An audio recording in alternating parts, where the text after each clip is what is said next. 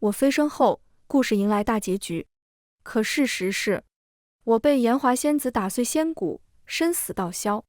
他讥笑我不能成仙的凡夫俗子，用了阴损的法子踏入仙门，还真以为自己是仙人了。我这才知道，所谓完美结局都是幌子。这个画本中的世界早就崩坏了。再次睁眼，我回到云玄清第一次带方言回宗门的时候。大家好，欢迎收看皮皮听书。大师姐，不好了，师兄领了个女子回来，还说是他的未婚妻。房门外，同宗师弟人未到，升仙至。我攥紧拳头。云玄清前世曾允诺与我相伴一生之人，上一世他带着方言回宗门，我方寸大乱，导致修行受损。经历万难，我们二人终于飞升成仙。我感叹，方言行事虽然恶毒，但最后还是拦不住我与云玄清修成正果。这本该是完美结局，可事实就是这样吗？我到了仙界，明显感觉到各路仙人都不待见我。我虽感委屈，但云玄清安慰说，我是这1000年来唯一一个飞升的修仙者，他们对我感到陌生是正常的。我信以为然，直到仙界第一美人炎华仙子历劫归位，我这才知道，方言就是炎华仙子。而炎华仙子归位的第一件事，就是找我算账。只需他说一句，梅映雪飞升之法阴损，不配为仙，就会有人把我押到他面前，任凭处置。这话我甚至无法反驳，因为在这个世界，飞升的天门早已关闭，除了下凡历劫的仙人，凡夫俗子不可能再有飞升成仙的机会。成功飞升的云玄清和炎华仙子都只是下凡历劫，但我是如何踏入仙门的呢？天门关闭这件事，在下界只有极少数人知道，其中就包括我师尊无极真人。我们修的是身上的仙骨，可下界的修士身上只有一根仙骨，只有踏入天门，才能淬炼一身仙骨。天门关闭，就算下界修士到了仙人境，也只能在天门之外徘徊。于是无极真人创立宗门，广收天下仙骨极佳之人，只为包他们仙骨，从而凑得一身仙骨，隐瞒天道，踏入仙界。在与无极师尊最后一战中，我胜了，胜出的奖励就是无极师尊收集多年的仙骨。云玄清亲自帮我洗精换骨，所以炎华仙子说我飞升之法阴损，我无从反驳。云玄清呢？他从炎华仙子归位那天就与我划清界限。映雪，与你结成道侣的是渡劫的我，如今的我是云清上仙，我们有天壤之别，能护你到现在已是仁至义尽，以后的路就该你自己走了。他甚至亲手把我送到炎华仙子脚下。仙子，历劫之事多有得罪，梅映雪终归是上不了台面的东西，你别脏了自己的手。我目眦欲裂，眼睁睁看着炎华仙子朱唇一张，那我替天行道，云清上仙可不要心疼。云玄清只顾着讨好他，你消气便好。炎华仙子从他腰间抽出双寒剑，拿剑尖挑起我的下巴，大义凛然道，不能成仙的凡夫俗子，用阴损的法子踏入仙门，还真以为自己是仙人了。本上仙今日便自作主张，为仙界清理门户。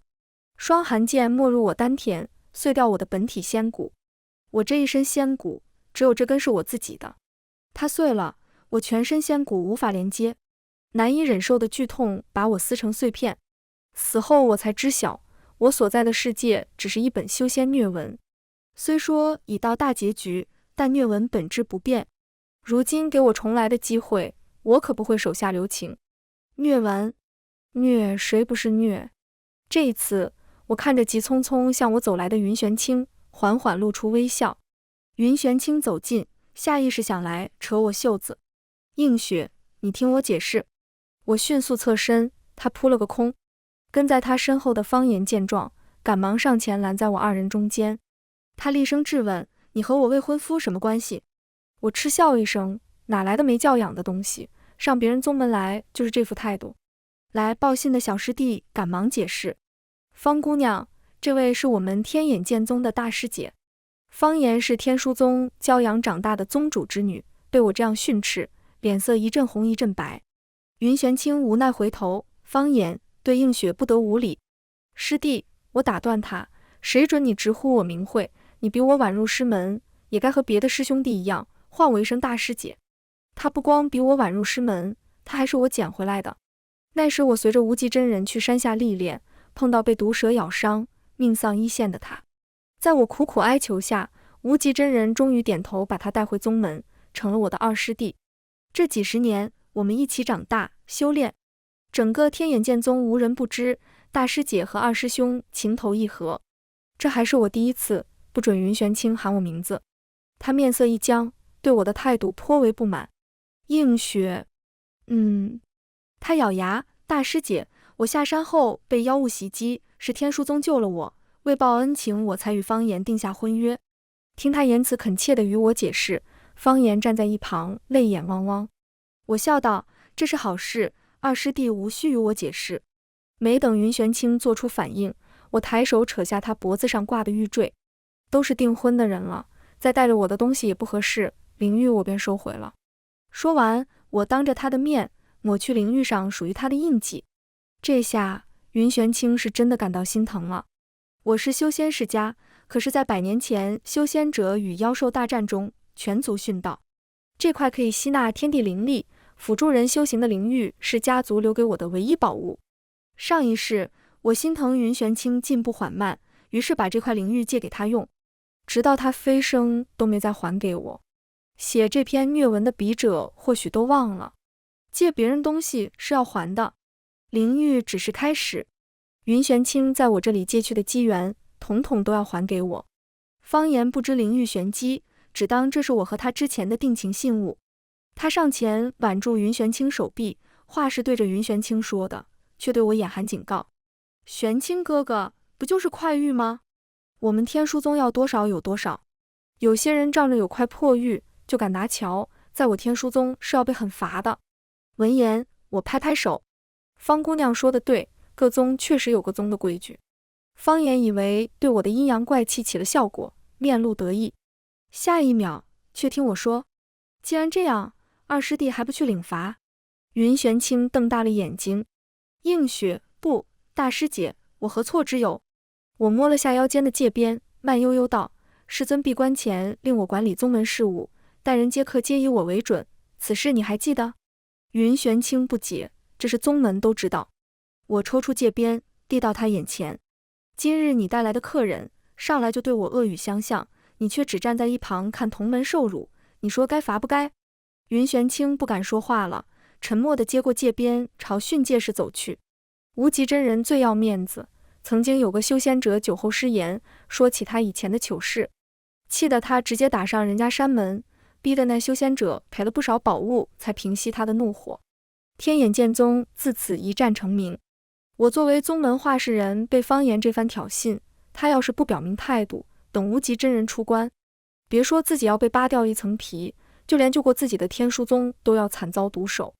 他是仙人渡劫又如何？我偏要打掉他修为，让他飞升不成？方言从没想过自己一句话竟惹得云玄清为此受刑，可她是养尊处优的宗主之女，哪怕知道自己惹祸了，也不会低头同我告生罪。更何况我曾和云玄清关系匪浅。他恨恨跺脚，朝着云玄清离开的方向追去，临走还不忘放句狠话：“梅映雪，你给我等着！”我等他个鬼！我要忙着刷奇遇去了。上一世我和云玄清因他和方言定亲之事拉扯许久，所以耗到无极真人出关后，见时机成熟，要包我仙骨，我们自然不敌。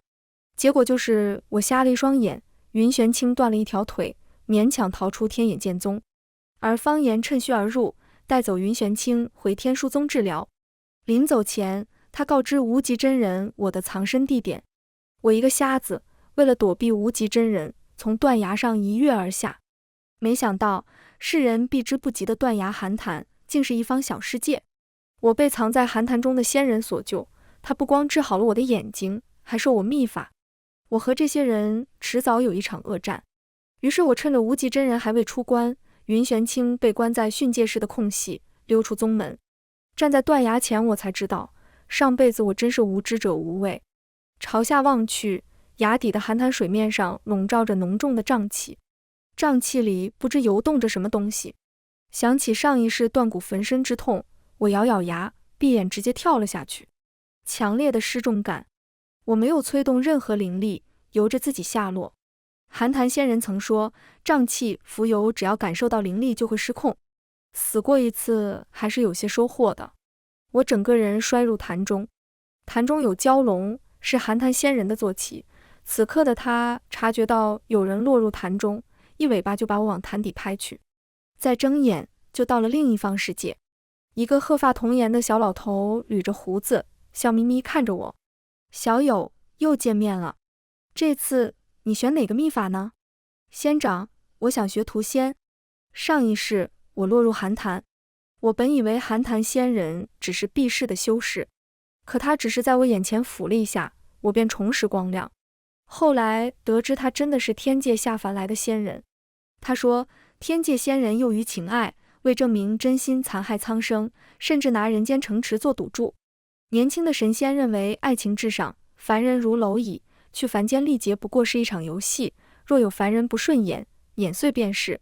一些仙人便自发下凡，守护下界安宁。寒潭仙人就是其中之一，但是阻拦次数多了，双方梁子越结越大。天道在上，仙族禁止同族相残。于是那些高傲的仙人想尽办法隐藏下凡仙人的仙籍，并称他们为罪仙。这些守护下界的仙人再也回不去仙界。这些所谓的罪仙只能寄希望于下界的修士。可是凡人之躯如何战胜强大的仙人？所以上辈子寒潭仙人给了我2个选择：一是授我修仙之法，加快境界突破；二是放弃成仙，授我屠仙之法。显而易见，上辈子的我选修仙之法。寒潭仙人很失望，甩手将我送出小世界。我巴巴地赶到天书宗，把修仙之法捧在云玄清面前，他却借花献佛，把这个秘法赠与天书宗以报救命之恩。当时他搂着我说，映雪，天书宗救了我2次，在飞升之前这些恩情我总归是要还的，你不会怪我吧？靠着这份秘法，短短几年间，天书宗从破落户一跃成为修仙大宗。方言借着天书宗的事名声大噪，他昭告整个修仙界，我是惦记他未婚夫的贱人，人人得而诛之。我倒成了人人喊打的老鼠。这一世选了屠仙的我没有被赶出小世界，寒潭仙人亲自教授我。小世界的时间流速和外界不同，我在小世界待了100年，外界只过去半年。这100年间，我从炼骨境一路升至天元境，继续修炼下去，就该是可以飞升的仙人境了。寒潭仙人不许我再突破了，到了仙人境是会引起天道注意的。可是凡人之躯确实无法比肩仙人，我们的法术在他们面前如同儿童嬉闹。可是若有一把蕴含神力的兵器呢？寒潭仙人唤来潭中蛟龙，他拍拍蛟龙脑袋，你若想化龙，少不了走这一遭。去吧，去助小友一臂之力。蛟龙的眼睛盯着我许久，最后冲上天空，来回盘旋。只见他身形越来越小，竟化成一柄泛着电光的长剑挂到我腰间。寒潭仙人捋着胡子，还是那样笑眯眯的。这次机会是我们所有最先倾尽全力瞒过天道为你求来的，别让我们失望。再次回到天眼剑宗，我竟觉得恍如隔世。在他们概念里，我只离开半年，可在我眼中已经过去100年光阴。尽管只是半年，也足够改变很多事了。刚进山门，洒扫的师弟一见我就像看到鬼一般，拔腿往里跑去，边跑边喊，二师兄，大师姐回来了。我没御剑而行，而是慢慢往山上走。路上遇见我的同门纷纷避让，似是不想和我扯上什么关系。到了我卧房门前，我终于明白他们做了什么好事，怪不得都是一副亏心的样子。我的卧房里住着方言，他把这间屋子改头换面，我的东西全都被清到了杂物间里。天书宗没有高境界的修士，可是他们机关术相当厉害，因此靠着做机关累积了可观的财富。看着一屋子琳琅满目的首饰、群居以及昂贵的零食摆设，我挥挥手全给丢了出去。云玄清和方言匆匆赶到，看到一地狼藉，方言立刻红了眼。梅映雪，你太过分了！我拿帕子擦手，随手将帕子丢到地上的华光雨衣裙上，冷笑一声：谁给你的胆子占我卧房？前来看热闹的师兄弟替方言打抱不平。那师姐，你也不能直接把人东西丢出来吧？就是一点大宗风范都没有。方姑娘，你别伤心，就算她是我们大师姐，今天我们也不会让你白受委屈的。看着义愤填膺的师兄弟，我只觉得可笑。他们身上的富贵把我的眼都要闪瞎了，又是琳琅宝带，又是珍贵的法器，每个人都受了方言的恩惠，可见方言为了收拢人心，真是下了血本。跳得最厉害的三师弟似乎完全忘了当初我是怎么通宵达旦助他破境。无极真人闭关的时间很多，这些师弟师妹哪个不是我亲自带着成长的？现在看来，有奶就是娘。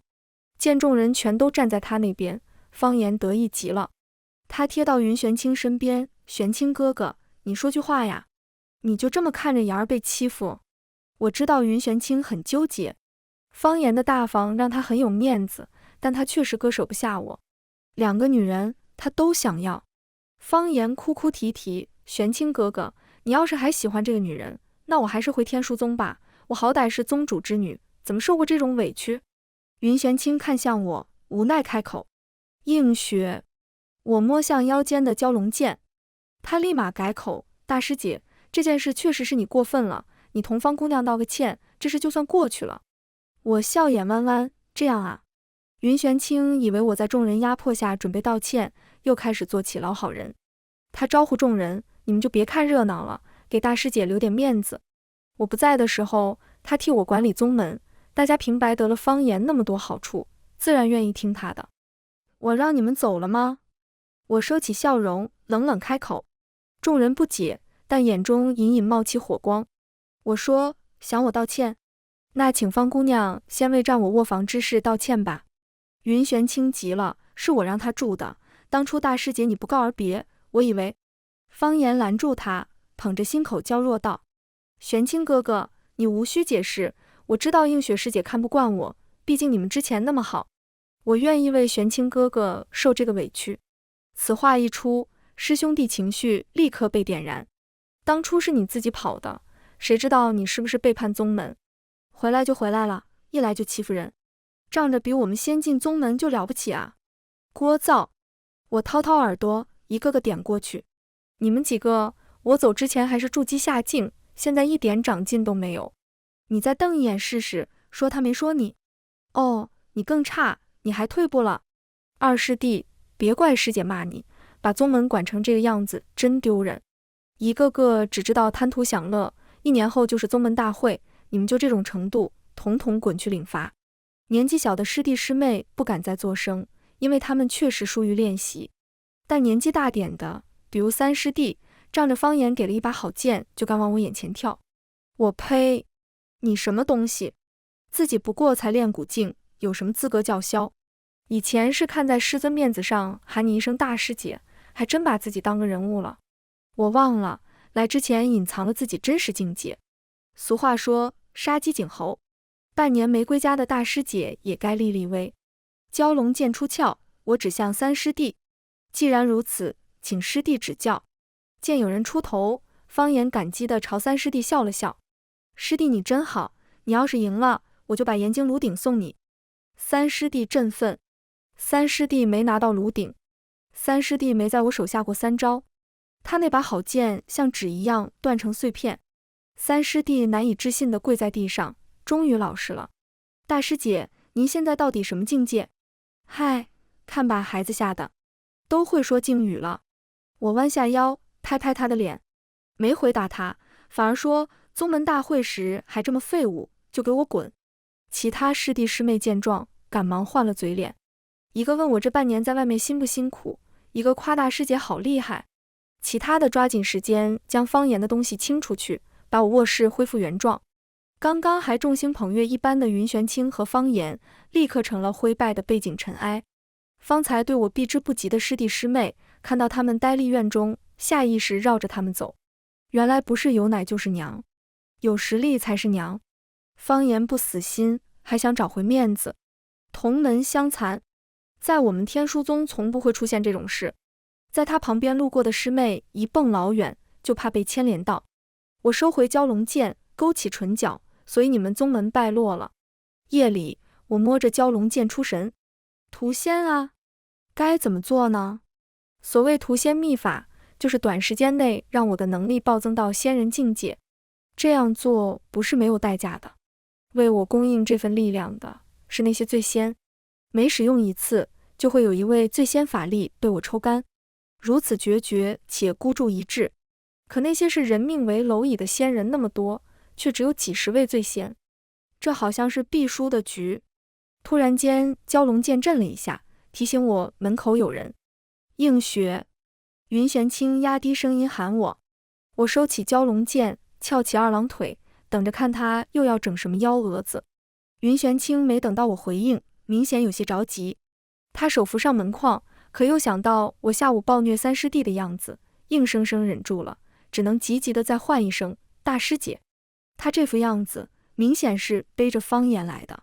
这就有意思了。我不疾不徐开门，一开门，他就要冲上前抱我。映雪，我终于把你等回来了。我抬脚给他踹出去，不等他反应，蛟龙剑已横在他脖肩。云玄清却自信我不会伤他，他目光灼灼，映雪，你还在生我气？我跟你保证，这半年我只是和方言虚与委蛇，我心里一直记着我们的点点滴滴。听他说起以前的时光，我只觉得恶心。上一世他趁我不备，对我施下定身咒，要把我送到炎华仙子那儿。我哭着说起飞升前我们一起经历的点点滴滴，可是那些我记忆深刻的片段，对他这个仙人来说只不过是沧海一粟。他默然道，历劫经历只不过是逢场作戏，算不得数。逢场作戏？既然如此，炎华仙子借着历劫时的恩怨寻我麻烦，怎么不说逢场作戏？好一对恶心透顶的仙人！想起前世，我手上力度不自觉加重，直到云玄清痛呼出声，我才发觉他的脖子被锋利的蛟龙剑划破皮肤。可惜了，要是刚刚手劲再大一点，就能割破他的喉咙了。算了，现在不方便收拾他，以后有的是机会。见我收起剑，云玄清盯着蛟龙剑冰蓝的剑身，眼中浮现一丝贪婪，但这抹欲望立刻被他压下去，转而换成深情。他拉住我的袖子，映雪，你这半年一定受了不少苦，我真后悔没能陪在你身边。我冷眼看他演戏，见我没如他预料那样扑进自己怀中，云玄清咬牙，你若还是介意我和方言的婚事，明日我便去天书宗退亲，只要你能消气，我做什么都可以。我明白，现在的他根本看不透我的修为，这说明我比他强很多。和修为机缘比起来，区一个宗门的婚约不值一提。我看着内心焦躁不堪，但面上硬撑着和颜悦色的他，突然笑出声来。仙人历劫满脑子还都是情情爱爱，烦心这么重，怪不得寒潭仙人他们看不下去。暖宝思淫欲，他们安稳太久了，就像一盆死鱼，除了情爱，无需做任何事。云玄清不明白我在笑什么，他只当我听到他要去和方言退亲，对此很满意。见我展颜，他心满意足，以为枯木又逢春，和泉欲甘霖，我对他重生欢喜。下一秒却听我说，云玄清，如今我们天差地别，你岂敢冒犯我？女修不会崇拜比自己还弱的修士，这是很浅显的道理。更何况全宗门都看得出来我已经不再喜欢云玄清，可云玄清却觉得我是在故意为难他。他一甩袖子，蹙起眉头说，映雪，我已经给你台阶下了，那我还得谢谢你。看我不为所动，他好似下定什么决心。映雪，我会证明我能配得上你，你再等等我，离我远点，慢走不送。云玄清铁青着脸离开，我撇撇嘴，关好房门后，我又掐诀在门窗上下了个禁制，只要修为低于我的，皆不能拓。想用情爱困住一个比他能力高那么多的女修，这男的可怕得很。很快我就知道云玄清要怎么证明自己配得上我，他要在1年以后的宗门大会夺得魁首。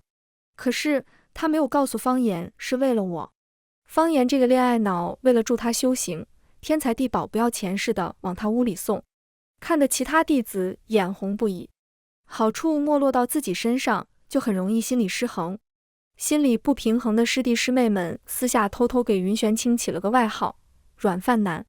久而久之，再也没人记得曾经那个仙风道骨的云玄清。上一世的云玄清，那可是一身美名，直到飞升。他不需要去争去抢，我和方言就会把所有好东西双手奉上。如今的我不再对他付出，他就必须站出来想办法抢我或是别人的机缘。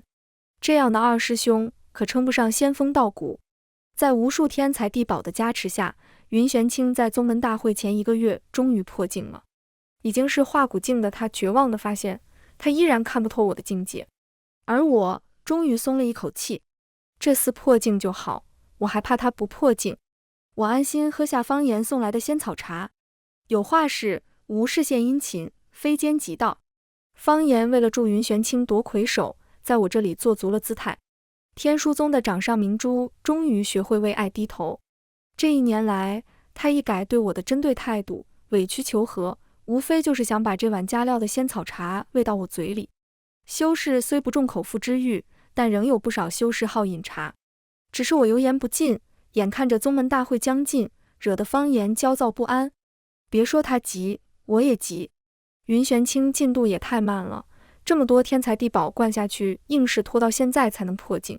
除我之外，化骨境的他应该算得上是年轻修士中的佼佼者，应该能轻松夺魁。而我根本不打算参加这次宗门大会。所谓宗门大会，就是修仙界各宗门之间互相比试，由门下弟子出战，以车轮战的模式打擂台。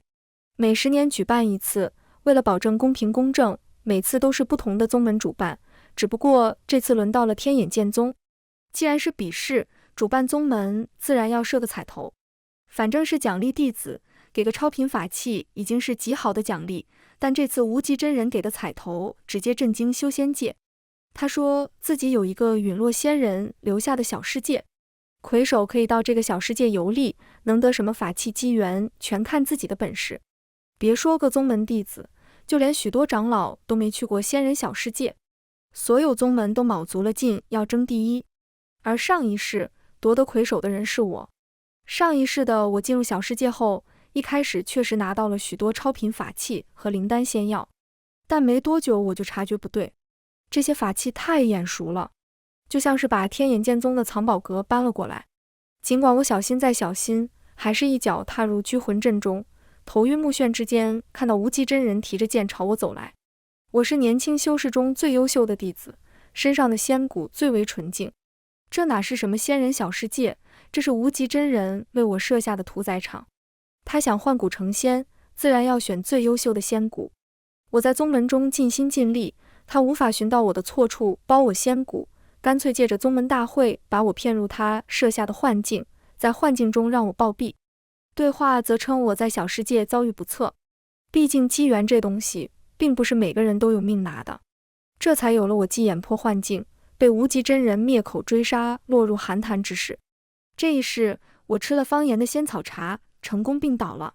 无极真人出关就看到我病恹恹躺在床上，无奈已有宗门协自家弟子前来适应会场，他只能按下心中不痛快，好声好气安抚我下次还有机会。他平日在嚣张，但10多个宗门在场，他也得掂量掂量自己能不能应付那10几20个天元境。宗门大会如约举行，方言不装了，穿着烟纱襦裙，摇着团扇来到我屋里。他捏着小扇巧笑盈盈，没应雪啊没应雪，你真是聪明一时糊涂一时，真以为我方言的茶是好喝的，跟你这个贱人周旋这么久，真让我倒尽胃口。见我打坐运功不搭理他，他只当我在疗伤。他话锋一转，非要引我走火入魔。你还不知道吧？这次玄清哥哥毫不费力拿下魁首，就要到仙人小世界去寻机缘了。说不定在小世界他能破天元境，等他回来第一件事就是赶你这个贱人下山。我倒要看看，没了宗门的庇护，你还能怎么嚣张？等我和玄清哥哥大婚的时候，我会给你寄份喜帖的，你最好睁大自己的狗眼看着我们2个双宿双飞。在他畅想自己和云玄清的未来时，我听到远处传来急匆匆的脚步声。终于来了！报信的师弟气喘吁吁，面上全是惊慌。大师姐，方姑娘，二师兄出事了，二师兄他在小世界遇到劫数，没命了。方言疯了，他就这师弟的衣领，崩溃大喊：你骗人！是不是梅映雪这样教你说的？狗东西，你怎么敢这样诅咒你二师兄？师弟本来就心神不宁，被他这么呵斥，直接吓哭了。这种事情我怎么敢胡编乱造？方姑娘，你快去擂台看看吧。二师兄刚去小世界没2个时辰，就直接从天上摔下来，仙骨都没了。方言跌跌撞撞跑了。我缓缓睁眼，面上毫无一丝病气。天元镜百毒不侵，方言那点毒也就能要倒一只猫。倒是装病装的我很是疲惫。我下床捡起方言慌乱之间丢掉的小扇，上面绣着栩栩如生的一对鸳鸯。小扇掉的位置不好，一只鸳鸯身上沾满了水渍。哎呀，看来云玄清运气不好，历劫失败了。前世在仙界待过的我知道，历劫失败的仙人会失去仙身，重入轮回。就算云玄清重新修仙，可惜天门关闭，他再也成不了仙了。屠仙的道路很难，我必须步步为营。历劫失败不会惊动管理仙籍的仙人，他们不是喜欢历劫吗？那我就先拿历劫的这些仙人开刀。云玄清就是我第一个磨刀石。虽说借着无极真人的手解决了云玄清，但我总有一种风雨欲来的预感。以防万一，我跟在方言后面来到擂台。擂台下的各家弟子早就被疏散，远远的我就看到擂台上倒着一个血人。云玄清像块破布一般软趴趴躺在那里，身体逐渐消匿。我瞳孔骤缩，无极仙人做事太狠，他居然吞掉云玄清的魂魄，是真正的生死道消。云玄清没有轮回路了。方言哀嚎一声，扑向云玄清，企图抓住他散去时星星点点的光斑。云清上仙以一种谁也没想到的方式陨落了，这下瞒不过仙界了。云清上仙在仙界有众多好友，这些人必然震怒。我下意识握上蛟龙剑，蛟龙剑因兴奋发出阵阵嗡鸣声。变故果然横生，一道白光打在方言身上，只见刚刚悲痛欲绝的他渐渐木了神色。无极真人装作刚得知云玄清去世消息，匆匆赶来，一来就看到这幅场景。他不知方言为什么会引来天光，可他明白这绝不是什么坏事。无极真人摸着胡子，眼睛泛着金光，他开始打方言仙骨的主意。方小友，玄清出事我也很伤心，但你是玄清的未婚妻，你若是想拜入我门下……他话都没说完，只见方言惨淡一笑，然后看向我，缓缓勾起唇角。原来我只是历劫啊！我心下一凉，那束天光居然是恢复方言记忆。下一瞬，方言不知在哪摸出一把匕首，决绝地抹了脖子。玄清哥哥，我来为你复仇。我瞬间来到方言身边，想把他救下，却为时已晚。方言为爱殉情，度过情劫，炎华仙子归位。无极真人惋惜地摇摇头，为了个男人就去死，真是蠢货。我冷笑一声，你才是蠢货，你知不知道自己做了什么？无极真人捋着胡子，对我以下犯上的态度颇为不满。逆徒，谁给你的胆子这样和为师说话？我提剑指向他，你为求成仙，戕害无辜修士。你挖了云玄清仙骨不算，还吞他魂魄，何该天诛地灭？什么？四周传来震惊之声。刚刚虽说疏散一批人，但总有爱看热闹的躲起来远处偷窥。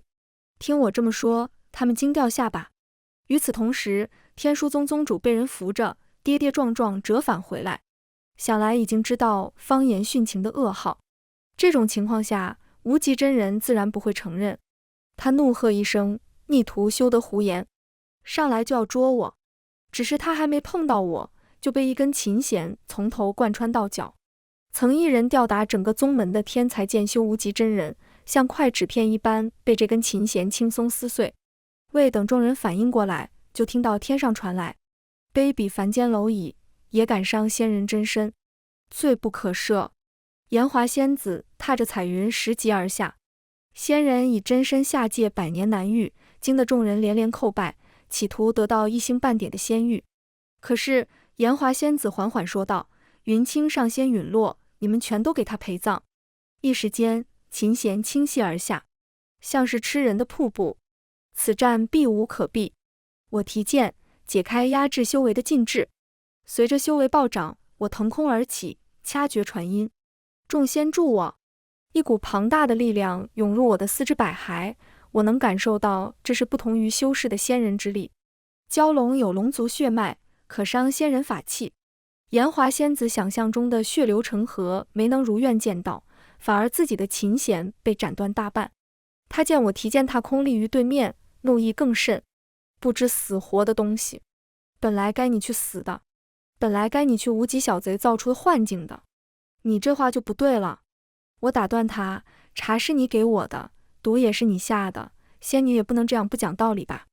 炎华如画的眉眼里全是对我的鄙夷，本仙给你吃毒那也是你的福分，待我先诛杀你，在屠石城为云清上仙送行。炎华仙子以为杀我易如反掌，毕竟我只是一个肉体凡胎的修士。直到他发现自己琴弦无法进我身，才发现我不对劲，凡间蝼蚁竟能伤他的玉瑶琴。他杏眼一瞪：蛟龙剑，大胆逆贼，居然敢同醉仙勾结！醉仙？我嗤笑：他们何罪之有？炎华仙子答不上来，他当然没法回答。仙界的那些伪君子为了维护自己地位，合谋关上天门，不准新人飞升。没有新鲜血液，他们地位稳固，久而久之，仙界就成一潭死水。于是最刺激的事就变成了谈情说爱，下界历劫，最后用凡人性命祭奠他们伟大的爱情。寒潭仙人等人守护苍生，不与他们同流合污，伤他们利益就被驱逐下界，还要被扣上醉仙的帽子，真是荒唐。刚刚还在叩拜的众人，在听到炎华仙子说屠石城时，早就惊讶起身。天书宗宗主认出炎华模样，更是难以置信：言儿，这是怎么一回事？炎华仙子恼羞成怒，一条琴弦直奔天书宗宗主。放肆！睁大你的狗眼，看看本仙是谁！天书宗宗主躲闪不及，被琴弦穿过肩胛，猛吐一口血。好歹做了几十年妇女，说动手就动手。众人这才意识到，炎华仙子是真的想要他们的命，性命受到威胁，就算是猫狗都会奋力反击，更何况是惊觉遭到仙人背叛的修士。炎华仙子看到底下修士纷纷祭出本命法器，嗤笑一声：就凭你们？我提剑而上：是，就凭我们。我破境了。仙人境的修士与飞升只有一步之遥，势必会引起天道注视。这是寒潭仙人告诉我的，那就让天道好好看看这些所谓仙人是怎样为非作歹的。蛟龙见化蛟飞驰而上，一口咬向炎华。炎华脚尖一点彩云，侥幸躲过，玉摇琴弦直逼蛟龙。蛟龙化剑回我手中，一剑断琴弦。我攻击势头越来越猛，炎华越发不敌。他已经很久没有这样战斗过了。我体内的仙人之力消耗很快，我必须快点解决炎华。他当然不会坐以待毙。在蛟龙一口咬碎玉瑶琴后，他尖声厉喝：你们还要作壁上观？难道要等这贱人打上天门，你们才动手？随着他话音落下，天光大亮，藏在云中的众仙纷纷现身。下界修士只是看了一眼就头皮发麻。完了，我们犯了什么错，要这么多仙人诛杀我们？为什么？一时间惨叫声不绝于耳，那些仙人甚至不屑同下界蝼蚁说话。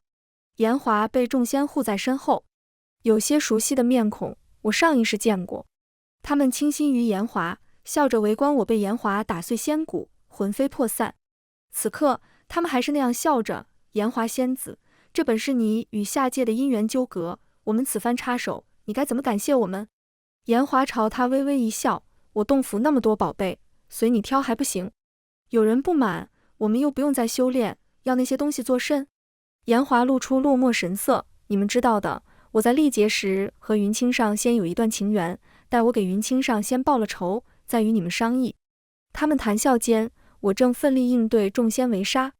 仙人之力耗尽后，又被飞速补上，没有一个最先迟疑。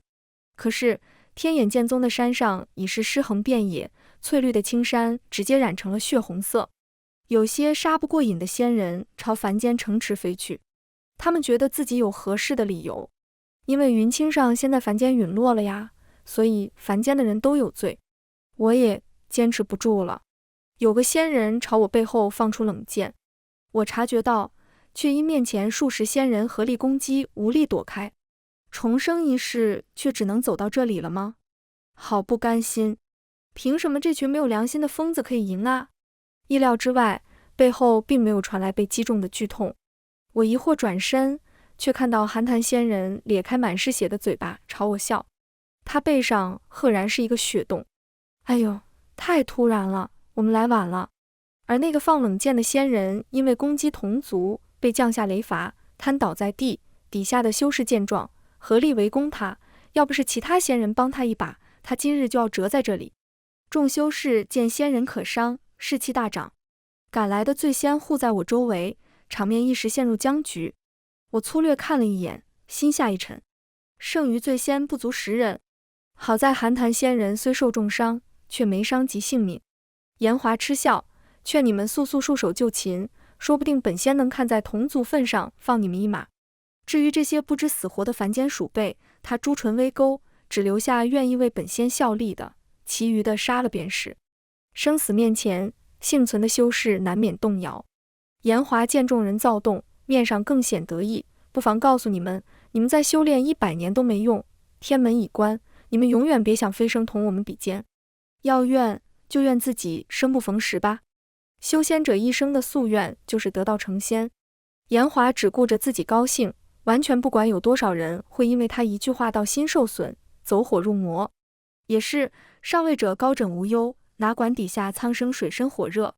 但是我不服，若这是命，我不服；若让我认下这不公，我不服；若这条路前人可以走，却告诉我无路可走，我不服。我捏紧蛟龙剑，各位前辈，你们要是信我，请把所有仙力汇集于我。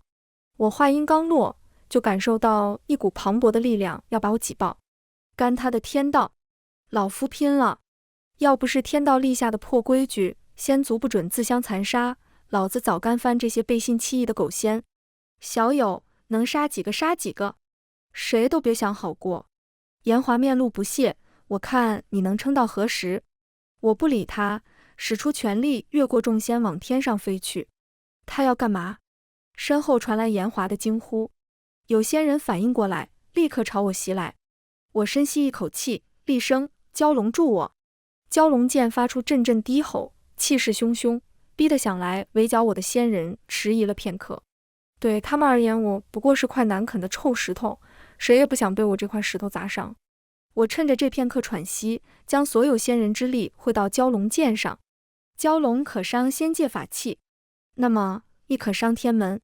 你们仗着天门关闭为非作歹，视天下苍生为刍狗，千般招式名为破天一斩。我偏要一剑开天门。100年来，把无数修士困在外面的天门，在磅礴的仙力下竟如纸片一般。蛟龙冲破天门，在漫天金光中化身为龙。我御龙而上，登天门，洗仙骨。众仙大惊失色，严华更是面色惨白。怎么会？他算是捅下篓子了，为了一己私欲，逼得我破天门，使天下仙人境修士得以飞升。寒潭仙人一抹嘴角的血，拍手畅快大笑：好好好，破局之法竟在这里，老夫果然没看错你。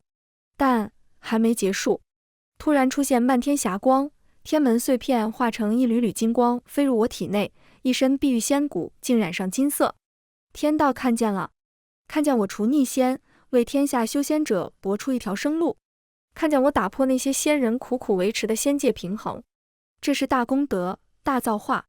天道赐我神骨，我为心神，可塑金身，享万代香火供奉。可我选择留在仙界，看顾天门。那些又于世间情爱，罔顾苍生之仙，有一个算一个，全都被我汲去仙籍，重入轮回。他们罪孽深重，几乎都是从畜生到转生，要想再成仙，少不了百世行善积德。严华见我成神，吓破了胆，跪在地上苦苦哀求我放他一马，仿佛之前谈笑间定人生死的不是他，前世他碎我仙骨，我本该一报还一报。可神爱苍生，他也是苍生，就罚他从一株杂草做起吧。但我还是偏疼他一些，给他保留了全部记忆。他生生世世都要记得自己做过的错事，直到为自己屠戮的生灵真心忏悔，才能重新登天门。严华涕泪横流，俯身朝我深深一拜，谢上神成全。那些所谓罪仙重回天界后，纷纷赶往各处，继续守护各方安宁。旧仙新仙各司其职，不敢造次。寒潭仙人拜别我，要回断崖寒潭。我不解。他笑眯眯捋着胡子，别忘了，老夫手上还有修仙之法呢，也不知道会便宜哪个小朋友。我恍然大悟，断崖之下有仙人，可使人绝处逢生，那是每个绝望之人触底反弹的希望。哪怕看不到希望也别怕，总有一条路可以走通，总有一个机会绝处翻盘。在之后的许多年，每个新飞升的仙人都会在天门处听一个小姑娘如此训话。全文完，皮皮听书，感谢您的观看，我们下个故事再见。